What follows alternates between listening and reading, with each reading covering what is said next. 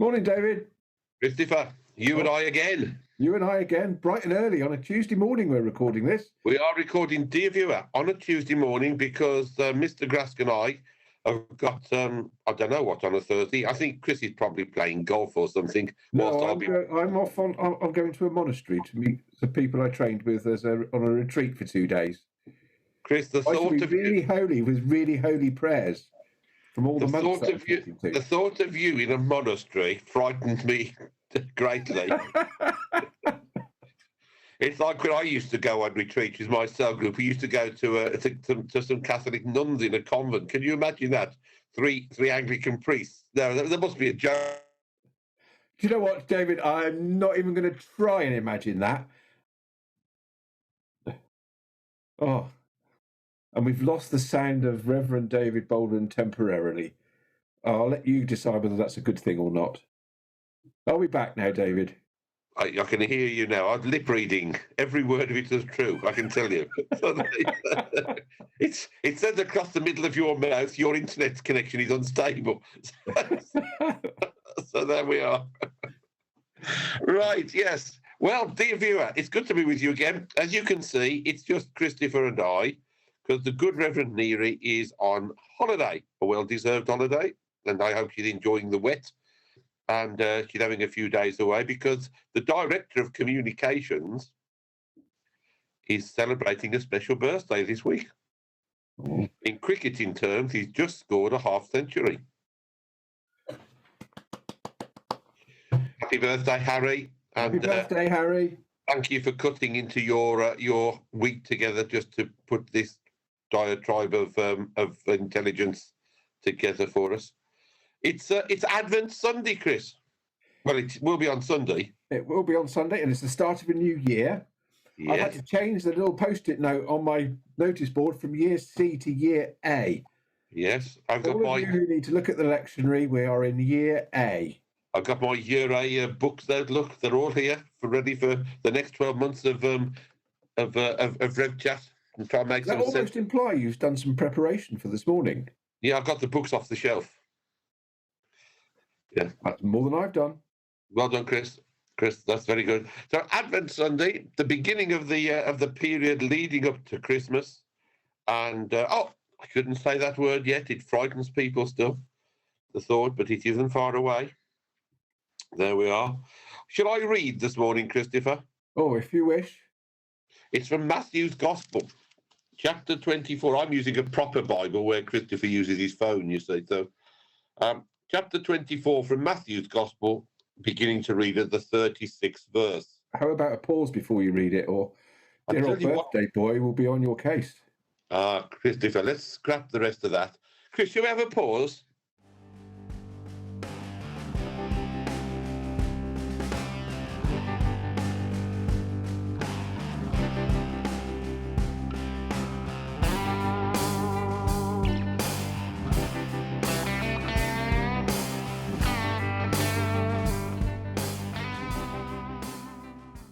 I'm going to be reading from a proper Bible today. Chris uses his telephone, and it's from the 24th chapter of St. Matthew's Gospel, beginning to read at the 36th verse. Very posh. But about that day and hour no one knows, neither the angels of heaven nor the Son, but only the Father. For as the days of Noah were, so will be the coming of the Son of Man. For as in those days before the flood they were eating and drinking, marrying and giving in marriage, until the day Noah entered the ark. And they knew nothing until the flood came and swept them all away. So too will be the coming of the Son of Man. Then 2 will be in the field, 1 will be taken, and 1 will be left. 2 women will be grinding meal together. 1 will be taken, and 1 will be left. Keep awake, therefore, for you do not know on what day your Lord is coming. But understand this, if the owner of the house had known in what part of the night the thief was coming, he would have stayed awake and would not have let his house be broken into. Therefore, you also must be ready, for the Son of Man is coming at an unexpected hour.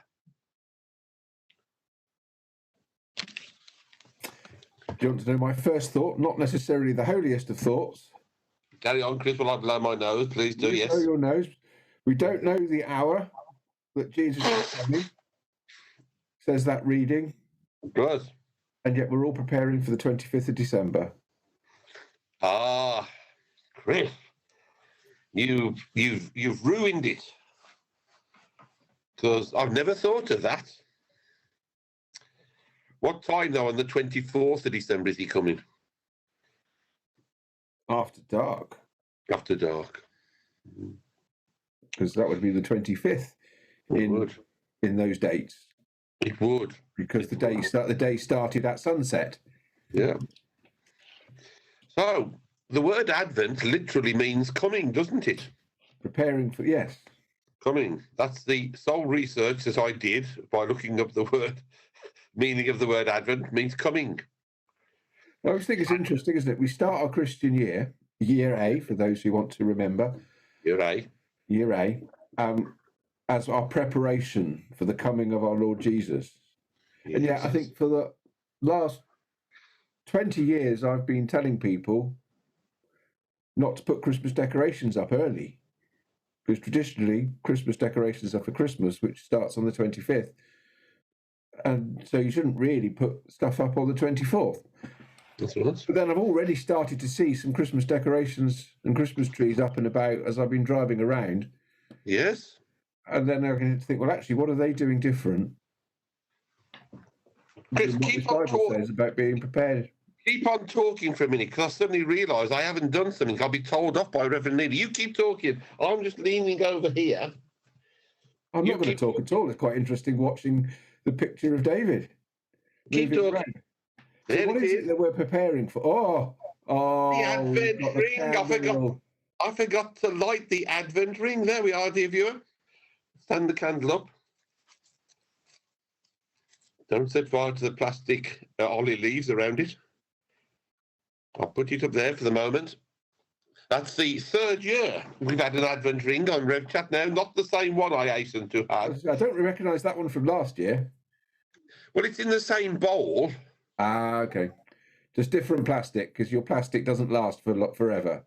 No, it's the greenery that doesn't last forever. The plastic will probably go on for a while.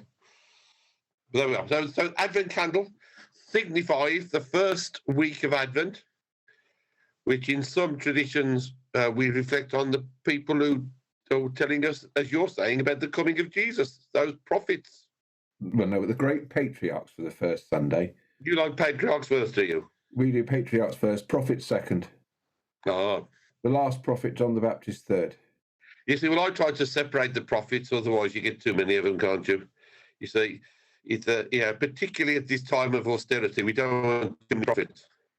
Well, yeah, but then you've got to see the patriarchs represent the great founders of faith.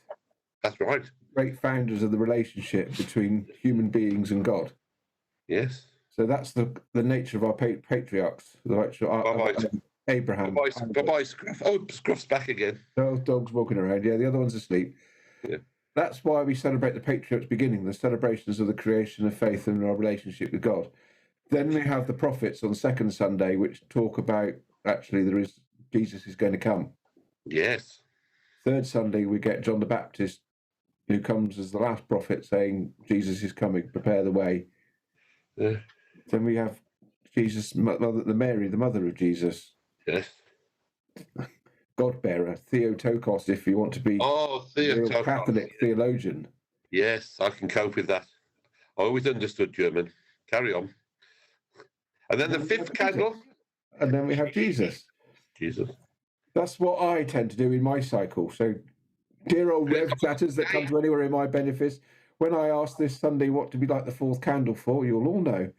And you change the colour of your candle to represent Mary to pink or red or... John the Baptist is pink. John the Baptist? Yes.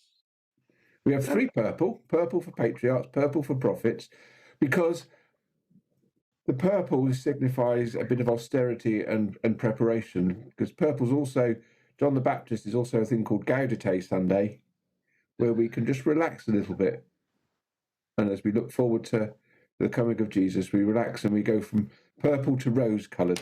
In that case, then my old article, which I've written in the Team News, which I took from a book, and those which I, of course, knew, is wrong.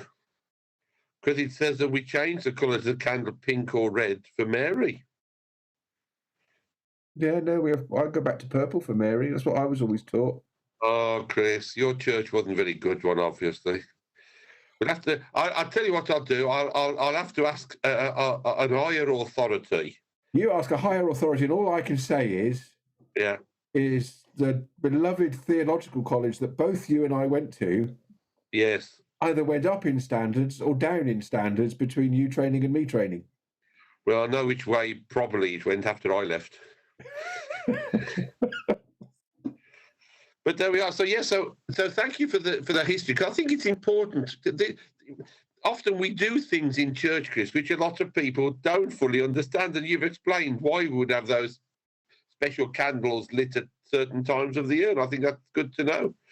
And what we try to do during the weeks of Advent to lead up and to prepare people for the coming of Christ, which is what the word Advent means, coming. And we had an away day last Saturday, which David Campbell, our good friend from Sherborne School, led for us, a quiet day, and he talked to us about watching and waiting, ready for the coming of Christ, which was stunning, the way he put it over. And I've always liked to try and use Advent, as I do Lent, as a time to try and stop, even if it's only for 5 minutes in each day, so we can just focus on what the importance of this season is all about. Because otherwise, the lead up to Christmas, and you mentioned it earlier about decorations, etc., it just becomes absolutely lunatic, doesn't it? Or a time of lunacy almost. We're racing around non-stop. Got to get the last present. Have we got the, did we manage to get the brandy sauce or whatever? And if we're not careful, we miss the specialness of the season. Yeah, and I think the sad thing is that sometimes I've been places where if one little thing isn't quite perfect on Christmas Day, then all of Christmas is utterly ruined. Yeah. If you have a brandy sauce and the brandy burnt or something like that. Yeah. If you can burn brandy, I don't know. But you know what I mean? If you have that one little thing, the whole of Christmas Day is completely ruined because that happened. And it's usually the person who spent so much time doing so much preparation and planning that you don't get the time to sit down and enjoy Christmas. Yeah, and enjoy the fact that Jesus Christ, the Son of the world, has come. Yeah, and that's why for me Advent is important, to try and find some time in each day to reflect and to be quiet. And we've got reflections on our website. You'll be able to find them, if you want to, starting on Advent Sunday, which people are writing from our team just on what Advent means to them and the importance. There'll be a prayer then, a time for reflection, and it's. I think it is important. We have to try and recognise the difference, but then on the other hand, I understand why people race around and do all that has to be done. It's become part of that tradition of Christmas. I always remember when we were little, my mother always tried very hard not to put the Christmas tree up until Christmas Eve, as if there wasn't enough to do on Christmas Eve, it seemed, for my mother, but that's what she tried to do. And it was that kind of waiting, was, it got, as we got nearer the day when the stuff would go up, the excitement was really great. But we waited and we watched to a degree for that moment. As we got older, she kind of relented and things went up a bit earlier. But preparing is the key thing, and that's what Advent is about. It is about preparing for the coming of Christ, which, as you say, we celebrate on Christmas Day, and if something goes wrong, it's usually tension or tiredness that causes it, isn't it? Yes, it is, but it's always good and exciting, isn't it? It's like David and I were actually talking just before we went on air about how we always get phone calls after Christmas. Yeah. Wedding couples that have just proposed and pop the happy question, and they phone up, please, can we get married in church? And it's a great time to sit down and think about actually what's life about, what I want to prepare for. I suppose the great argument we have on Christmas decorations is, do Christmas decorations go up in preparation for Christmas Day? And I know a lot of people who take them down Boxing Day. Yep. Or do we put them up just before Christmas? Because for us, Christmas lasts for 12 days until Epiphany, the 6th of January. Or even if we really want to last the Epiphany season, if you go to a lot of other countries, it'll be till like the 30th of January, till the end of Epiphany.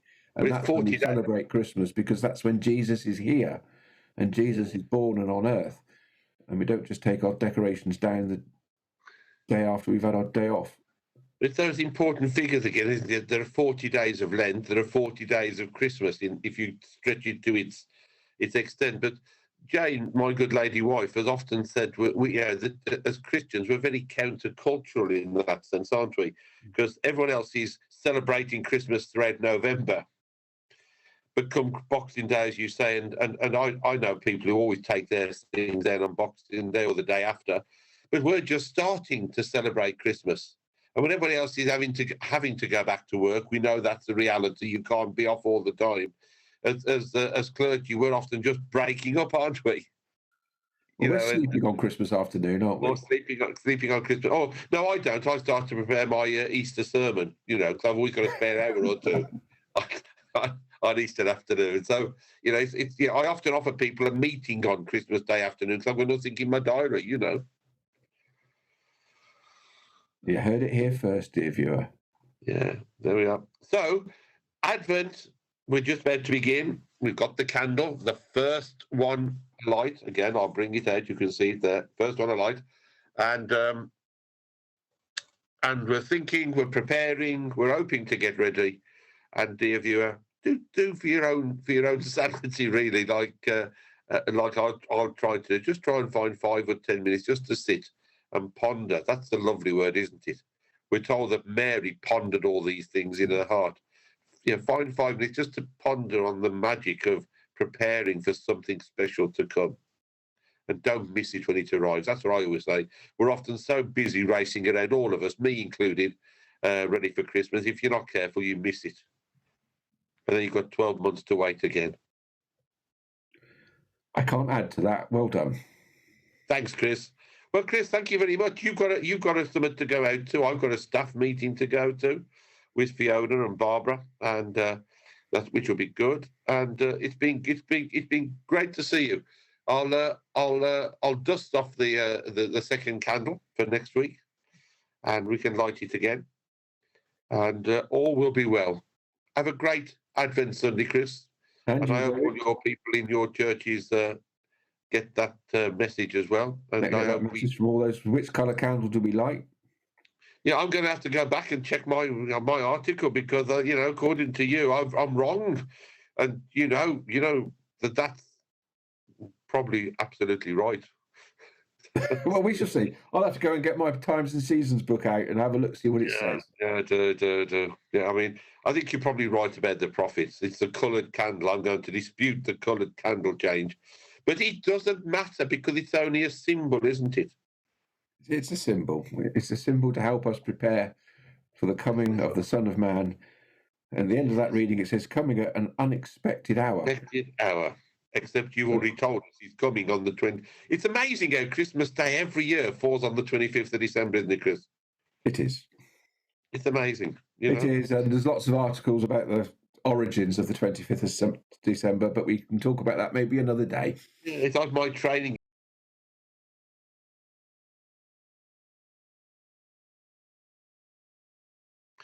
So, dear viewer, thank you for all that and for putting up with us again.